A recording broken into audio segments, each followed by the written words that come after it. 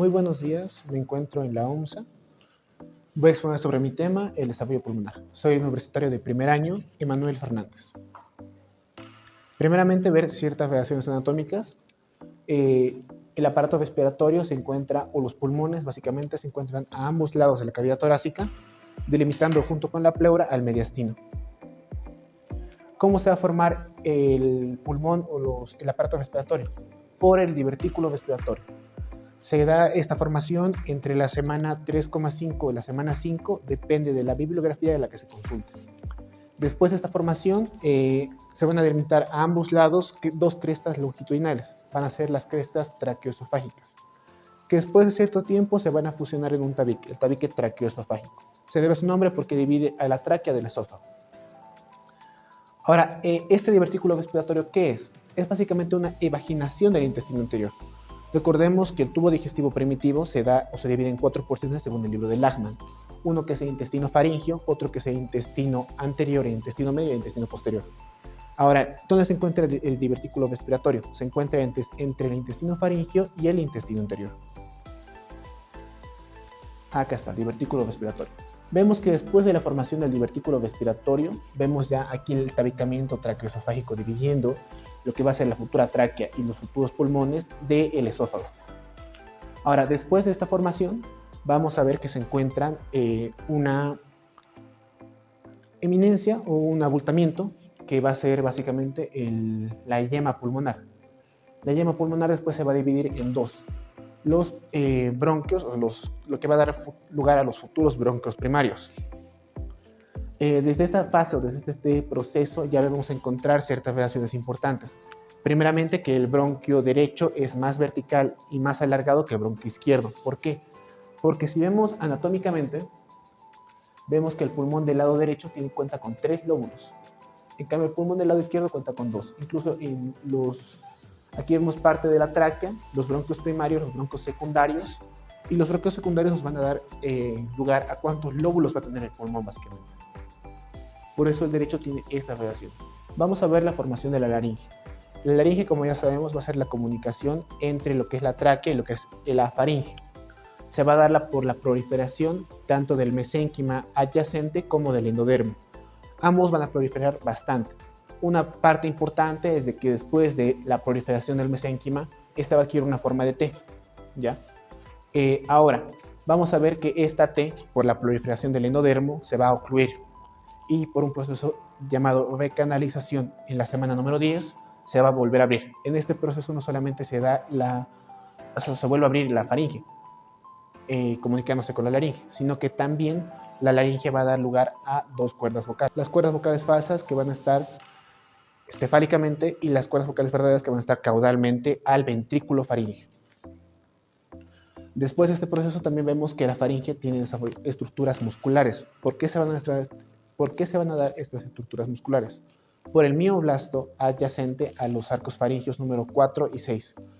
Respectivamente, estos mioblastos a su vez van a estar inervados por dos nervios procedentes del vago. El nervio laríngeo superior va a dar lugar a los músculos del cuarto arco faríngeo y el nervio laríngeo decovente va a dar lugar a los músculos provenientes del sexto arco faríngeo. Ahora vamos a ver una cosa muy importante. Después de la faringe, laringe, y vamos a ver la tráquea. ¿Por qué se da la tráquea? Vemos aquí el tubo laringotraqueal. Como ya les dije, el divertículo respiratorio va a progresar caudalmente para dar surgimiento a este tubo. La parte más vertical de este tubo va a dar lugar a la tráquea y la otra parte va a dar lugar a los esbozos de lo que son los bronquios y los pulmones. Ahora vemos etapas de la maduración pulmonar. Vamos a dividir las etapas de la maduración pulmonar en 4 etapas, incluida una quinta que en algunas bibliografías se menciona y en otras no. La primera etapa, que es la etapa embrionaria, pasa de la semana 4, es decir, desde el inicio de la formación del aparato respiratorio, hasta la semana 7. ¿Qué es lo más importante de esta de acá? Básicamente se va a dar la proliferación del aparato respiratorio por las llamas pulmonares hacia los canales pericardio-peritoneales. Y después de esto de acá vamos a ver cómo se va a formar el esbozo de los dos bronquios primarios. Posteriormente vamos a ver la etapa pseudoglandular, que vemos acá que se da entre la semana 7 a la 16. Algunas bibliografías toman en cuenta otras semanas, pero estas de acá son las más acertadas. básicamente va a ser pseudoglandular. ¿Por qué? Porque se va a dar una etapa que va a parecer una glándula o va a asemejarse a una glándula. Posteriormente vemos la etapa glandular o canicular. La etapa canicular va a durar desde la semana número 17 hasta la semana número 26. Como vemos en esta bibliografía nos menciona que va a durar de la semana 16 a la 28. Por eso generalmente se contradicen algunas. ¿Qué es lo más importante de esta etapa? La etapa canicular. Básicamente se va a dar la proliferación, o se va a dar la conexión entre los vasos sanguíneos y los bronquios respiratorios. Por último, la etapa sacular. La etapa sacular va a hacer ¿qué cosa? Se va a dar la formación de los alvéolos o de los bronquiolos aerolares. En esta etapa sacular también vamos a ver que se van a empezar a diferenciar ciertas células, como son los neumocitos tipo 1 y los neumocitos tipo 2. Los neumocitos tipo 1 son importantes ¿para qué? Para el intercambio gaseoso. Y los neumocitos tipo 2 son importantes para la creación del surfactante, una sustancia lipídica que va a ayudar a evitar el colapso pulmonar. Ahora, vemos aquí algo muy interesante. Si bien sabemos que el pulmón derecho tiene 3 lóbulos y que los bronquios secundarios van a delimitar estos lóbulos, al principio de esta etapa o al principio de la división de los lóbulos, vemos que el bronquio primario izquierdo y derecho se van a dividir en 2. Ahora, el bronquio derecho inferior se va a volver a dividir en 2. Y así es como se va a dar la relación entre estos bronquios y los pulmones. Aquí vemos igual partes de o ciertas etapas del desarrollo pulmonar, como ya lo explicamos antes. Y lo importante es acá que tenemos que entender es el número E. ¿Qué es el E? Es básicamente una relación. ¿Por qué? Porque si bien sabemos que en embriología no todo se da en un estudio realizado en humanos, esto de acá se da en estudios realizados en mamíferos inferiores, que posteriormente vamos a ver junto con los ciertos factores que son importantes para este desarrollo. Ahora también vamos a ver la última etapa. Sabemos que la etapa sacular, muchos autores lo mencionan desde la semana número 26 hasta lo que es el nacimiento. Ahora vamos a ver la etapa alveolar. La etapa alveolar básicamente va a dar la proliferación de los alvéolos. Se dice que durante esta etapa se generan aproximadamente 5/6 de lo que van a ser los alvéolos, que se va a dar desde el nacimiento hasta, algunos autores mencionan, por ejemplo aquí dice 3 años. Algunos autores dicen 7, 8 o 10 años inclusive. Aquí vemos ciertos patrones de lo que es la formación del embrión o la formación en el embrión acerca del pulmón, sobre su dicotomización, y incluidos ciertas etapas de la etapa sacular. Por ejemplo, la maduración o la formación y diferenciación de los neumocitos tipo 1 y tipo 2. También vamos a ver ciertos factores de transcripción o factores que son importantes para la formación de este pulmón. Primeramente, decirles que los factores de señalización y factores de transcripción tienen una diferencia muy importante. Los de señalización actúan como ligandos que se van a unir a una célula para activar ciertos factores de transcripción. Ahora, ¿qué es lo importante de esto de acá? Que muchos de estos factores, su expresión o su inexpresión, van a dar lugar a malformaciones pulmonares. Malformaciones de todos los tejidos, básicamente.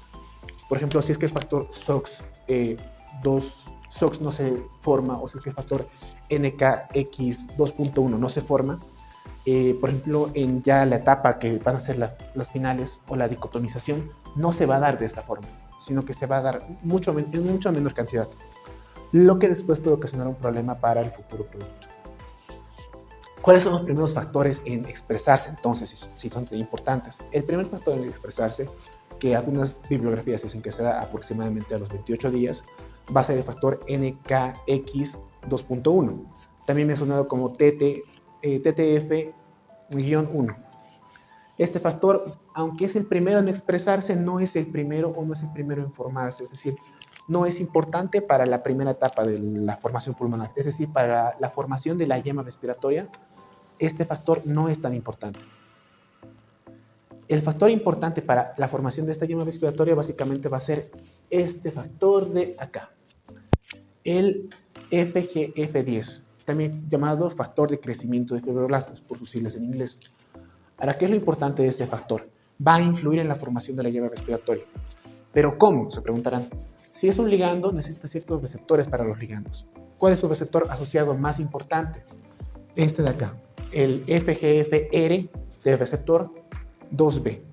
va a ser el más importante, aunque también se puede formar con el 1B en menor cantidad, lo que igual va a dar o va a ocasionar ciertas malformaciones del pulmón. Ahora, ¿por qué les menciono esto? Por ejemplo, si este factor no se expresa, muchos estudios demuestran que al menos en ratones o especies de mamíferos inferiores, porque ya sabemos que no se pueden hacer investigaciones en humanos, no se va a dar la formación del pulmón. Ahora, ¿qué es lo importante también? No solamente se van a dar los factores de señalización y transcripción, sino también ciertas moléculas. Por ejemplo, el ácido retinoico. Esta molécula, perdón, esta molécula va a actuar junto con este factor para indicarle dónde debe actuar. ¿Por qué? Porque los factores de transcripción o factores de señalización no son únicos en un tejido, se pueden expresar en varios tejidos y ya viene el gradiente de ciertas moléculas, ciertos factores extra, lo que va a hacer o lo que va a decir a las células que se formen cierto tejido. Aquí vemos que incluso el tabicamiento traqueoesofágico se va a dar por factores de transcripción. Según algunas bibliografías se dice que se da por el factor WNT, uno de los factores de señalización más importantes. Aquí vemos otro factor importante que nos menciona tanto el libro de Lachman como otras bibliografías, el TBX4, que es básicamente una sucesión de factores. Primero viene el 3, el 4, el 5 y el 6. Esta sucesión de factores, si bien es cierto que se expresa en algunos ratones que no es tan importante su formación, también nos dice que algo tiene que ver. ¿Por qué? Porque esta sucesión en cascada de factores siempre tiene que ser importante.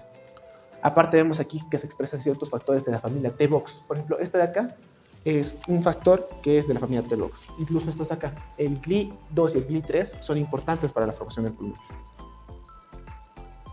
Y finalmente, después de exponer parte de los factores de transcripción, les agradezco por su exposición.